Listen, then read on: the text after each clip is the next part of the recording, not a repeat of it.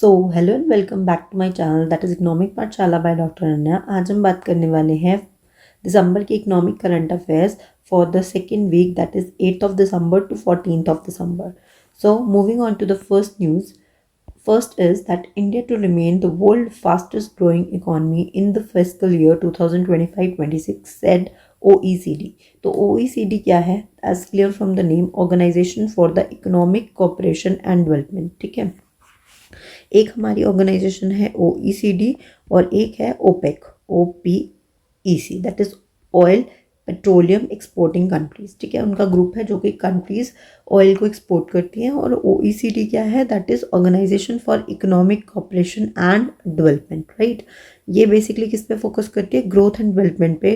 Country में different countries में जो इसका पार्ट है उनका ग्रोथ हो। डेवलप्ड कंट्रीज ही मोस्टली इसका पार्ट है। 38 मेंबर्स जो हैं वो करंटली इसके पार्ट है। ठीक है, तो अब मेन काम क्या है? अच्छा, इसका हेडक्वार्टर और बता देती हूँ। इसका हेडक्वार्टर है आपका OECD है और ओपेक है। तो जिसमें पी आ गया उसका हेडक्वार्टर है वियना, दैट इज ऑस्ट्रिया में। और जिसमें OECD है उसका हेडक्वार्टर है आपका फ्रांस के पेरिस में। ठीक है, तो ऐसे याद रखना है कि कंफ्यूजन ना हो। तो जिसमें पी आता है उसका पी से नहीं है, उसका हेडक्वार्टर किसमें? वियना ऑस्ट्रिया में है। और OECD का हो जाता है फ्रांस के पेरिस में। Now the important news is, ठीक है, उन्होंने statement they the, not so important. The only important thing in this news is that कि इकोनॉमिक आउटलुक रिपोर्ट जो है वो कौन पब्लिश करता है? OECD पब्लिश करता है। बस इतनी सी बात आपको याद रखनी है। उन्होंने कहा है इंडिया ग्रो करेगा बाय 6.7% फॉर 2025-26 जो वर्ल्ड GDP है वो ग्रो करेगी 3.2% से in 2025। Not so important from your point of view. बस only thing you have to remember is economic outlook report किसने दी है? OECD। Moving on to the next news, USA included Poland in the new G20 organization. तुम सबको पता है what is G20? G20 is short form for group of 20, right? G20, ठीक है, जिसमें हमारी क्या होती है? 19 कंट्रीज हैं प्लस एक यूरोपियन यूनियन है, प्लस अभी रिसेंटली में जुड़ा था कौन? African union. ठीक है, जिसका हेडक्वार्टर कहाँ है? अदीस अबाबा में है। तो ये हमारी ऑर्गेनाइजेशन है जिसमें डेवलप्ड और डेवलपिंग कंट्रीज दोनों इसका पार्ट है। ठीक है, नाउ अब USA जो है वो कह रहा है वो इंक्लूड करेगा पोलैंड को इन द G20 ऑर्गेनाइजेशन। तो वो ऐसा कैसे कह सकता है? ऑब्वियसली वो उसका पार्ट है। मोर ओवर एक और चीज़ मैं आपको पहले बताना चाहती हूँ, पहले आप इसको देखिए। G20 2024 की ब्राज़ील में हुई थी, 25 वाली साउथ अफ्रीका में हुई है, और अब जो आने वाली है दैट इज 2026 की, वो कहाँ पे होगी? USA के मियामी में। जब USA का क्या है? 250th स्टेटहुड डे है। स्टेटहुड डे मतलब जब US बना था, sorry not statehood, formation day है। आप बस इतना याद रखिए, फॉर्मेशन डे है, यानी कि जब USA को बनाया गया था उसके 250 ईयर्स कंप्लीट होने वाले हैं। दैट्स वाई G20 2026 की USA के मियामी में होल्ड होगी, राइट, हेल्ड होगी। नाउ USA कह रहा है, what USA want to do is कि वो कह रहा है कि इंस्टेड ऑफ साउथ अफ्रीका हम किसको इंक्लूड करना चाहते हैं? हम पोलैंड को बुलाना चाहते हैं इन द 2026 G20 समिट। अब वो ऐसा क्यों करना चाहते हैं? क्योंकि जो पोलैंड है ना वो एक रैपिडली ग्रोइंग इकॉनमी है। ठीक है, उनको लगता है कि वो काफ़ी अच्छे से प्लान्ड इकॉनमी से मार्केट इकॉनमी की तरफ जो है वो जा रही है, यानी कि गवर्नमेंट इंटरवेंशन से फ्री मार्केट इकॉनमी की तरफ जा रही है, जहाँ पर डिमांड फोर्सेस के थ्रू हम चीज़ों को डिसाइड करते हैं। ठीक है, नाउ मोर ओवर वो चाहते हैं कि साउथ अफ्रीका जो है इसमें पार्टिसिपेट ना करे। अब इसके ऊपर साउथ अफ्रीका ने बोला है कि ये बहुत गलत है। ठीक है, this is against the rules. आप ऐसा नहीं कर सकते, सुपर पावर होकर आप जो है एक कंट्री को एक्सक्लूड या इंक्लूड नहीं कर सकते हैं। ठीक है, this is all about what they have said. बाकी आप इसको पढ़ सकते हैं कि वो ऐसा क्यों चाह रहे हैं। ठीक है, और बाकी सब चीज़ें हैं नॉट सो इम्पॉर्टेंट। बस इतनी सी बात याद रखनी है, व्हाट इज़ G20, कौन कौन सी कंट्रीज आती हैं, और USA ने कौन सी कंट्री को? पोलैंड को इस बार इंक्लूड करने के लिए बोला है इन द 2026 जो उनकी मीटिंग होने वाली है उसमें वो उसको इंक्लूड करना चाहते हैं। Now Moving on to the next news, that is US President Donald Trump launched the golden card visa. इसी न्यूज़ के साथ ही था, तो मैंने सोचा ये भी बता देती हूँ, कई बार पूछ सकते हैं गोल्डन कार्ड वीज़ा क्या होता है। तो डोनाल्ड ट्रम्प चाहते हैं कि जो भी लोग हैं जो बाहर से आ रहे हैं, फॉरेन कंट्री से आ रहे हैं, आपको पता है उन्हें क्या चाहिए होता है, एक वीज़ा की ज़रूरत होती है। तो वो बोल रहे हैं कि ऐसा कोई भी इंसान जो बाहर से आ रहा है, से इंडिया से आ रहा है और उसे परमानेंट रेजिडेंट का स्टेटस चाहिए, पीआर चाहिए, ठीक है, तो उसको क्या करना होगा, अगर वो $1 मिलियन दे देता है यूएसए को, ठीक है, तो वो उसको क्या कर देंगे, वो क्या कर देंगे, उसको यूएस का परमानेंट रेजिडेंट बना देंगे। यानी कि in order to get the US visa, permanent visa, आपको $1 मिलियन गवर्नमेंट जो है यूएस की गवर्नमेंट को सबमिट करना पड़ेगा। जस्ट न्यूज़ में था तो सोचा कि मैं आपको इसको बारे में बता दूँ, गोल्डन कार्ड वीज़ा के बारे में। Moving on to the next news, Mexico slap 50% tariff on India of $1.5 billion,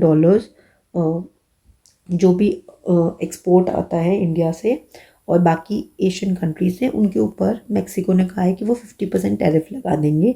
highly and highly inspired from home, USA के डोनाल्ड ट्रम्प, राइट। तो ऐसा क्यों कर रहे हैं वो, तो मेक्सिको की जो हमारी पीएम है, उन्होंने बोला है कि वो बूस्ट करना चाहते हैं, किसको, इंडस्ट्रीज़ को बूस्ट करना चाहते हैं, वहाँ का जो लोकल इंडस्ट्रीज हैं उनको बूस्ट करना चाहते हैं, राइट। सेकेंडली, इससे ज़्यादा जो इम्पैक्ट होगा वो किस पे आएगा, वो सबसे ज़्यादा इंडिया के जो ऑटोमोबाइल सेक्टर है, क्योंकि वही हमारा सबसे ज़्यादा यहाँ पर जाता था, तो उसको सबसे ज़्यादा रेवेन्यू का लॉस होगा।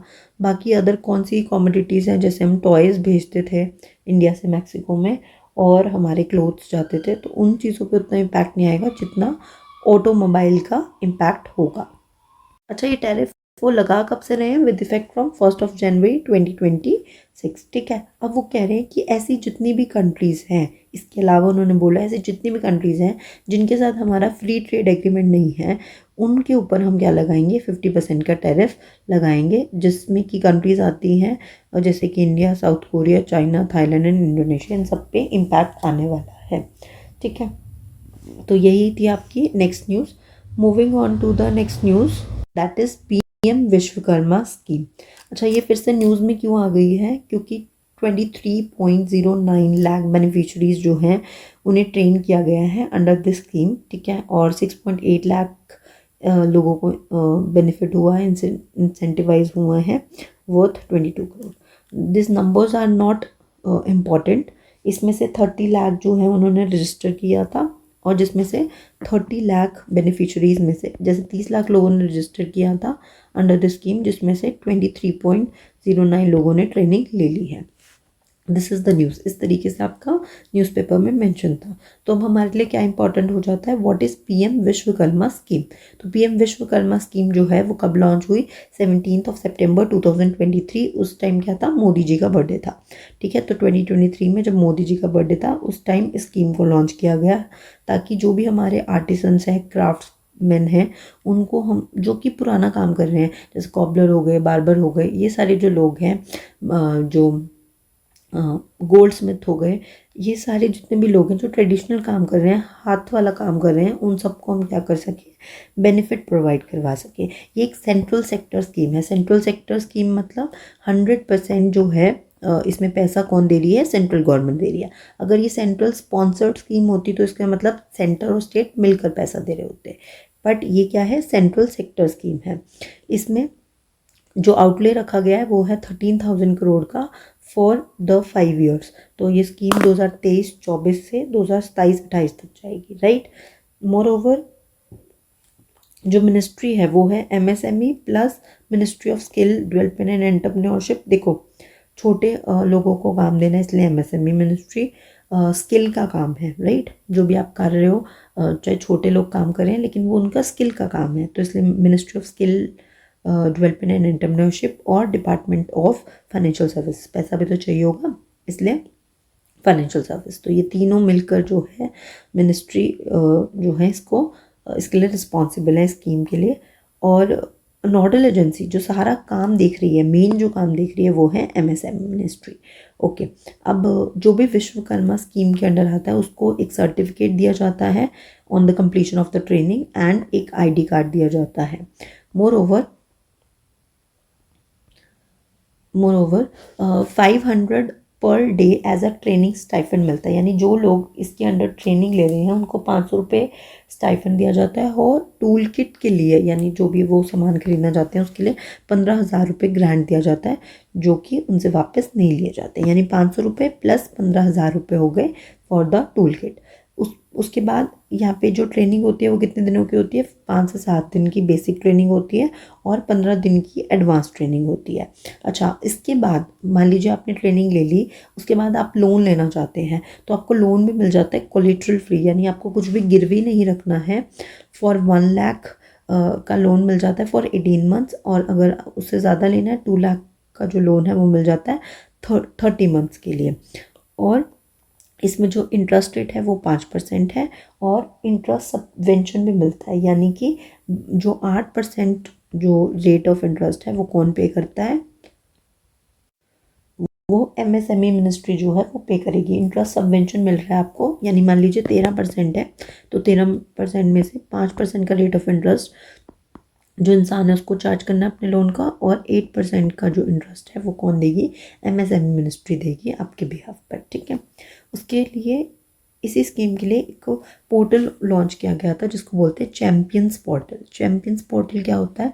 फुल फॉर्म देखिए, creation and harmonious application of modern process for the output and national strength. यानी कि उन्होंने एक ऐप बनाया है, एक पोर्टल बनाया है जिसमें कि आप अपनी शिकायतें, अपने सॉल्यूशंस, ठीक है, वो सब एड्रेस कर सकते हैं, और ये 23 लैंग्वेजेस में बनाया गया है। तो बेसिकली इसका काम क्या हुआ?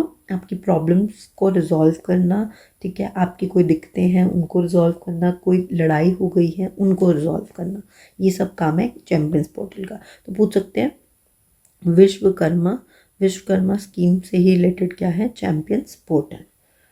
Okay, moving on to the next and very important news जो कि आने वाली आप सभी एग्ज़ाम्स में देखने वाले हैं, कि इंडिया जो है वो अपना बेस ईयर अपडेट करने वाला है for the national accounts data. National accounts data यानी कि नेशनल इनकम अकाउंटिंग आप पढ़ते हैं तो उसमें आप कहते हैं कि आपका बेस ईयर क्या है? 2011-12। उसको अब चेंज करके अब हम क्या कर रहे हैं? 2022-23। ये चीज़ पहले अनाउंस हो गई थी, एक बार फिर से न्यूज़ में आई है जब निर्मला सीतारमन जो आपकी फाइनेंस मिनिस्टर हैं उन्होंने इसको अनाउंस किया और बताया कि ये विद इफ़ेक्ट फ्रॉम 26 से 27 फरवरी 2026 में विद इफ़ेक्ट फ्रॉम आ जाएगा, यानी कि चेंजेस जो हैं वो लाए जाएंगे। अच्छा, क्यों कर रहे हैं चेंज? बिकॉज हमारा बेस ईयर जो है वो रिवाइज करना बहुत ज़रूरी होता है, अदरवाइज चीज़ें जो है वो अप टू डेट नहीं हो पाएंगी। ठीक है, जैसे कि आप मान लीजिए कंपेयर कर रहे हैं कि आपके 12th क्लास में 92% आए, मान लेते हैं, ठीक है, और आप इसको कंपेयर कर रहे हैं कि मेरे ना 3rd क्लास में आए थे 98%, तो मैं तो बहुत वीक हो गया हूँ, तो ये बहुत पुराना हो गया ना। तो अगर आपको कंपेयर करना है तो आपको कुछ लेटेस्ट ईयर से कंपेयर करना चाहिए, जैसे 10th के मार्क्स से मान लेते हैं आपके 10th में आए थे 90%, तो हम कह सकते हैं ना कि आपने इम्प्रूव किया है 12th क्लास में। तो बेस ईयर जो है वो अपडेट होना बहुत ज़रूरी है। बेस ईयर जब भी अपडेट करते हैं मेक श्योर करते हैं कि वो जो ईयर है वो एक नॉर्मल ईयर हो, उसमें कुछ भी ऐसा ना हुआ हो जैसे कोई पेंडेमिक या कोई वॉर, ऐसी वाली कोई भी घटना ना घटी हो, यानी एक नॉर्मल ईयर हो। ठीक है, तो अब आपका बेस ईयर इसको 2 से मल्टीप्लाई कर दो, 2011-12 से 2022-23 हो जाएगा। जीडीपी का भी 2022-23 हो रहा है, आईआईपी का भी, और सीपीआई का जो है वो पूरा क्या हो गया? 2024। ठीक है, ओके, इसके जो वेट्स हैं वो ड्राइव किए जाएंगे from house hold consumption expenditure survey HCES 2023-24। अच्छा, लास्ट थिंग दैट जो IMF का जो डाटा है ना उसकी जो एडिक्वेसी है, यानी कि हम जो डाटा प्रेजेंट करते हैं for the national income accounting according to IMF वो कितना एडिक्वेट है, उसके लिए उन्होंने ना 4 रैंकिंग कर रखी है। ए उस कंट्री के अकाउंट्स को दिया जाता है जो कि बिल्कुल एडिक्वेट है, मतलब बिल्कुल सही है। बी वो है जिसमें कुछ खामियां हैं लेकिन वो मेजर पार्ट पे क्या है वो सही है। सी क्या है, ऐसा डाटा जिसमें बहुत सारी कमियां हैं और उसको सर्विलांस यानी कि उसको देख रेख के उसमें चेंजेस करने की ज़रूरत है। और इंडिया जो है, इंडिया इसी कैटेगरी में, यानी कि हमारा जो अकाउंटिंग है वो एक अच्छे लेवल पर नहीं हो रहा है, यानी कि जो नेशनल इनकम अकाउंटिंग होती है उसमें बहुत सारी खामियां हैं, उसमें चेंजेस करने की सख्त ज़रूरत है। और डी क्या है, इंडिकेट सीरियस शॉर्टकमिंग्स, की बहुत ही ज़्यादा जब कमियां होती हैं, खामियां होती हैं, प्रॉब्लम्स होती हैं तो उसको हम डी में डालते हैं। तो we are not in a good category, हम सी में ही हैं और हम कोशिश कर रहे हैं कि हम जल्द से जल्द उसको बी या ए में लाया जाए। ठीक है, तो ये भी पूछ सकते हैं कि आईएमएफ के अकॉर्डिंग हम कौन सी कैटेगरी में, हम सी कैटेगरी में हैं। ठीक है, so this is all about the news जो कि हमें पढ़नी थी इस वीक की। आई होप आपको समझ में आई होगी। अगर आपको कोई भी डाउट आता है तो आप प्लीज़ नीचे कमेंट बॉक्स में लिखिए। अगर आपके कोई सजेशंस हैं कि कैसे हम इसको और बेटर कर सकते हैं, अगर आप लोग चाहते हैं कि मैं एमसीक्यूज़ वाला पार्ट फिर से शुरू करूं जो कि मैंने किया था और आप लोगों ने कुछ अच्छा रिस्पॉन्ड नहीं किया, इफ़ यू वांट दैट तो मैं वो भी इंक्लूड कर सकती हूँ, लेकिन उसके लिए मुझे आप लोगों के फीडबैक की ज़रूरत होगी। सो अगर कुछ भी चेंजेस हैं तो then do let me know. Till then thank you and bye bye.